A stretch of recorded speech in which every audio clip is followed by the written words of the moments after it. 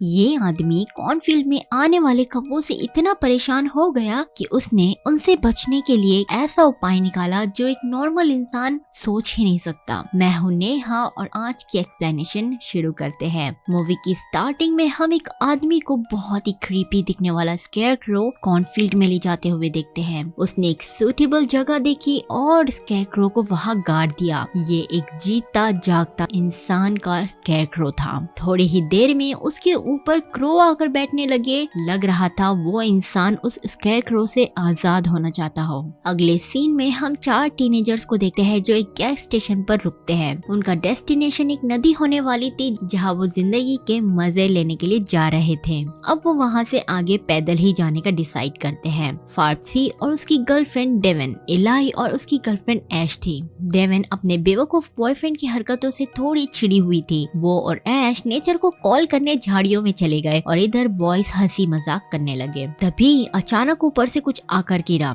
देखने पर पता चला ये तो किसी इंसान का अंगूठा है। दोनों लड़के उसे देखकर घबरा गए। फार्सी इलाई को शांत करता है क्योंकि इलाई एक नर्ड और डरपोक किस्म का बंदा था। फार्सी ने एक ब्रिलियंट आइडिया यूज करा। वो वाइपर से उसे हटाने लगा पर उल्टा पूरा खून ही कांच पर फैल गया। इतने में लड़कियां भी वापस आ गई थी। इलाई उन्हें बातों में लगाता है और फार्सी जब तक विंडशील्ड को साफ करता है। उसके बाद वो अपने सफर पर निकल गए। वो कॉर्नफील्ड के रास्ते से आगे बढ़ रहे थे। उन्होंने देखा कि एक कौवा क्रीपी स्केयरक्रो पर बैठकर कुछ खा रहा है। फार्सी मजाक में कहने लगा कि क्या स्केयरक्रो का काम कौवों को डराकर दूर भगाना नहीं है। रास्ते में आगे उन्हें एक और कौवा दिखा जो जमीन पर पड़ा कुछ खा रहा था। ऐश को वो कौवा इतना क्यूट लगा, वो उसे नजदीक से देखने गई लेकिन डर के मारे चिल्लाने लगी क्योंकि वो कौवा इंसान की उंगली को खा रहा था। ऐश और डेविन तो उसे देखकर डर ही गई लेकिन दोनों लड़कों ने उनका ध्यान दूसरी तरफ भटका दिया, ये कहकर कि उन्हें अपने मजे पर ध्यान देना चाहिए और एंजॉय करना चाहिए। दूसरी तरफ हम सैक में किसी को कॉर्नफील्ड में भागते हुए देखते हैं। लग रहा था वो किसी से बचकर भाग रहा हो। उसने अपने मुंह से सैक हटाया और भागने लगा। उसका मुंह पूरा खून से सना हुआ था। वो कॉर्नफील्ड में भागे ही जा रहा था लेकिन वो कॉर्नफील्ड किसी भूल भुलैया से कम नहीं थी।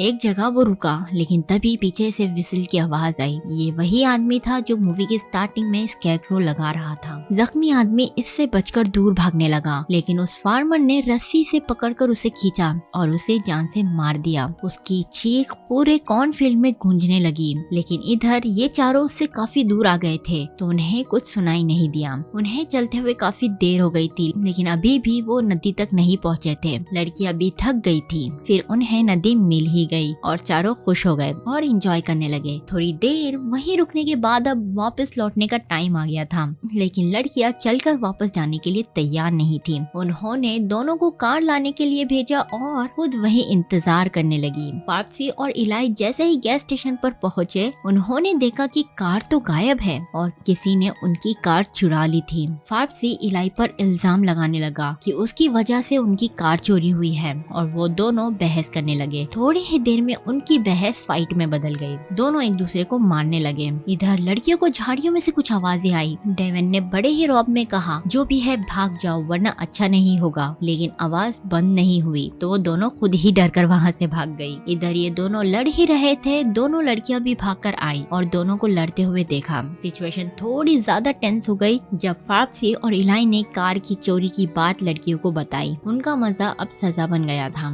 चारों भी एक दूसरे से लड़ने लगे और इल्जाम लगाने लगे। इलाई ने उन्हें शांत कराते हुए पॉजिटिव रहने की बात कही। तभी उन्हें वही फार्मर कॉर्नफील्ड के अंदर नजर आया। वो चारों से मदद मांगने के लिए भागे। वो फार्मर उन्हें इग्नोर करके चला गया और ये उसके पीछे कॉर्नफील्ड में जाने लगे। रास्ते में फेंस था। डेवन ने पहले फेंस को पार करके दूसरे तरफ आई और फिर ऐश और इलाई, लेकिन फार्सी फेंस पार नहीं कर रहा था क्योंकि उसके साथ बचपन में एक हादसा हो गया था जब से वो फेंस से डरने लगा था। तीनों उसे हौसला दे रहे थे कि डर के आगे जीत है और फार्सी दिल पर पत्थर रखकर फेंस पार करने का डिसाइड करता है लेकिन बीच में ही उसका पैर तारों में फंस गया। वो दर्द से चिल्लाने लगा। अब उसे दर्द में देखकर इलाई ने इतनी समझदारी बताई और उसका पैर जोर से खींचा जिससे उसका पैर तारों से निकल तो गया लेकिन साथ ही कुछ गोश्त के टुकड़े भी। उसका पैर पूरा फट गया था और खून बहते ही जा रहा था। इलाई ने अपना टी शर्ट फाड़कर फार्सी के पैर पर बांधा। फिर वो एक स्केयरक्रो के पास रुकते हैं क्योंकि फार्सी तो आगे चल नहीं सकता था। फिर इलाई बांड को ढूंढने के लिए निकल जाता है ताकि मदद ला सके।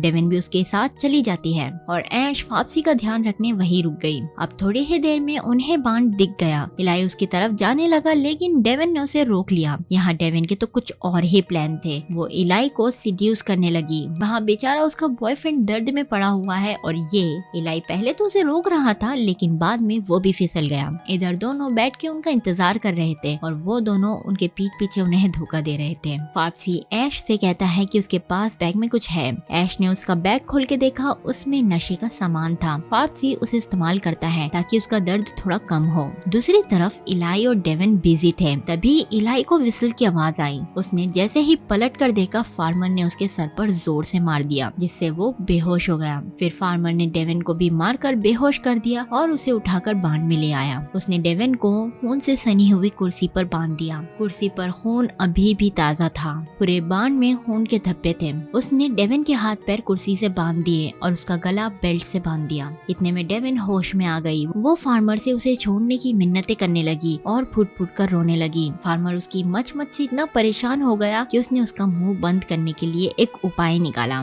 क्या टेप से मुंह बंद कर दिया? नहीं, उसने बड़ा मजबूत तरीका अपनाया। उसने सुई धागे से उसके होठ ही सिल दिए और उसके बाद एक पंच में डेविन को बेहोश कर दिया। अब फार्मर ने बेहोश इलाई को रॉकिंग चेयर पर बिठा दिया। इलाई अभी भी बेहोश था। उसने इलाई को लगाने के लिए एक सिरिंज निकाली लेकिन डेविन को फिर से होश आ गया था। वो दर्द से चिल्लाने लगी जिसमें उसके टाके टूट गए। फार्मर ने डेविन को देखकर अपना डिसीजन बदल दिया। अब उसने वो सिरिंज डेविन को लगा दी। सिरिंज में ड्रग थे जिससे डेविन आधी पैरालाइज हो गई। उसने डेविन को अपने मास्क कलेक्शन में से एक लेटेस्ट मास्क पहना दिया। वहाँ पर एक और विक्टिम था जिसे फार्मर अपने कंधे पर बाहर लेके आया। इधर फाप्सी और ऐश अपने फ्रेंड्स के लौटने का इंतजार कर रहे थे। तभी फाप्सी को नेचर का कॉल आया। उसने ऐश से हेल्प मांगी। ऐश उसे झाड़ियों के अंदर ले गई। अब उतनी देर में ऐश स्कैरक्रो को जांचने लगी। उसने नजदीक से देखा और छुआ जिससे स्कैरक्रो का सिर नीचे गिर गया और उसमें से कई सारे कीड़े ऐश पर। वो झटपटाकर चीखने लगी। उसे विसल की आवाज आई। ऐश को लगा ये उसके फ्रेंड्स होंगे तो वो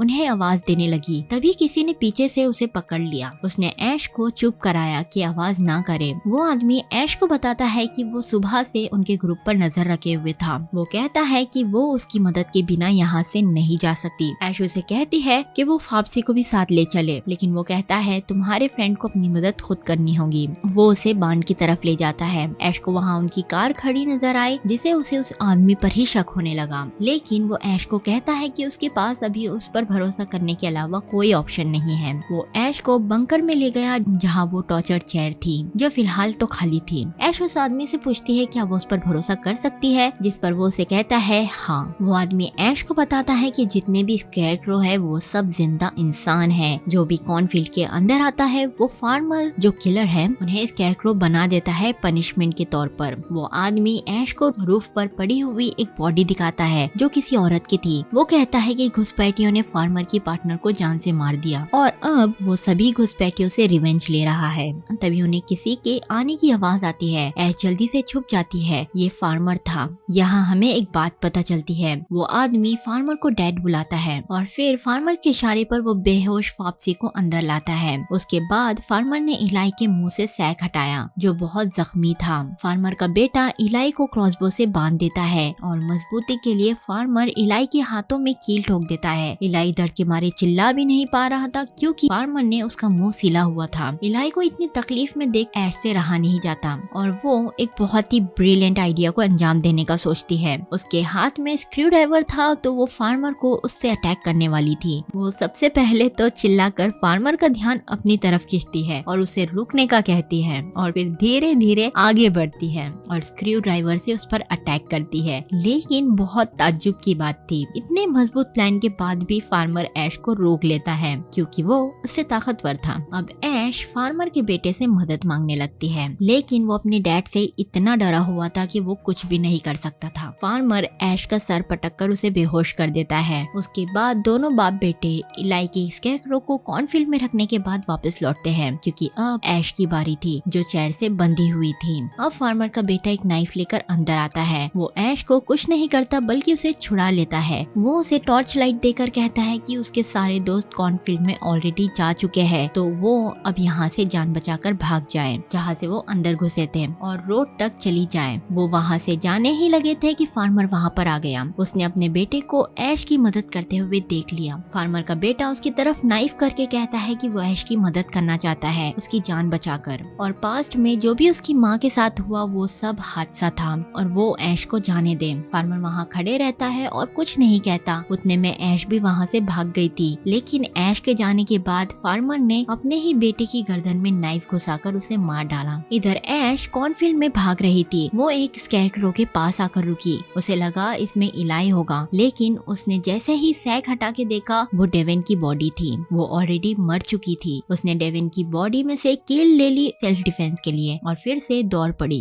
अब वो एक और स्कैरक्रो के पास आई, इसी उम्मीद में कि उसमें इलाई होगा, लेकिन अनफॉर्चुनेटली उसमें फार्मर था जो मिरेकली स्कैरक्रो बनकर टेलीपोर्ट होके कॉर्नफील्ड में ऐश के भी आगे आ गया था। अब वो ऐश के पीछे भागा। उसने ऐश को पकड़ लिया, लेकिन ऐश ने जैसे तैसे मैनेज करके उसकी गर्दन में कील घुसा दी और पैरों से उसे मारकर वहाँ से भागी। वो फिर से एक स्कैरक्रो के पास आई। इस बार ये फार्पसी था जो जिंदा था, लेकिन उसकी बहुत बुरी हालत थी। ऐश उसकी बॉडी से कीले निकालने की कोशिश करने लगी। तब तक वहाँ पर फार्मर आ गया था। उसने ऐश को जोर से मारा, जिससे उसके सर से खून आने लगा। वो उसे गला दबाकर मारने लगा, लेकिन तभी फाप्सी उसे गालियाँ देने लगा। उसने पलटकर फाप्सी को एक घूसा दिया, जिससे वो बेहोश हो गया। पलटने पर पता चला कि ऐश जब तक वहाँ से भाग गई थी। वो कॉर्नफील्ड में भागे ही जा रही थी। कॉर्नफील्ड बहुत बड़ा था और किसी भूल भुलैया से कम नहीं था। हर बार फार्मर बड़ी ही आसानी से उसे ढूंढ ले रहा था। भागते हुए ऐश नीचे गिर गई और बेहोश हो गई। होश आने पर उसने देखा कि वो कॉर्नफील्ड के बाहर है और रोड भी नजर आ रहा था। वहाँ एक कार भी खड़ी थी, लेकिन ऐश के पैर इतने जख्मी हो गए थे कि वो उठ भी नहीं पा रही थी। वो रेंगते हुए कार की तरफ बढ़ी। कार में बैठा कपल ऐश को नहीं देखते और लाउड म्यूजिक की वजह से उन्हें उसकी आवाज भी नहीं सुनाई दे रही थी, लेकिन ऐश हार नहीं मानती। वो रेंगते हुए आगे बढ़ रही थी। वो जैसे ही कार के दरवाजे तक पहुंची, फार्मर ने उसे खींचते हुए फील्ड में ले गया। अब उसके साथ क्या होगा ये सभी जानते हैं। उसके बाद हम मूवी की स्टार्टिंग का सीन देखते हैं, जहाँ फार्मर ऐश के स्कैरक्रो को गाड़ रहा था और उस पर कव्वे आकर बैठ रहे थे। ऐश दर्द से छटपटा रही थी, जिससे उसका सैक नीचे गिर गया। उसका मुंह भी सिला हुआ था। वो आसपास देखती है, जहाँ उसके दोस्तों की बेजान बॉडीज थी। अब उसकी बारी थी। चलिए दोस्तों, आज की वीडियो में बस इतना ही। मिलती हूँ आपसे अगली वीडियो में।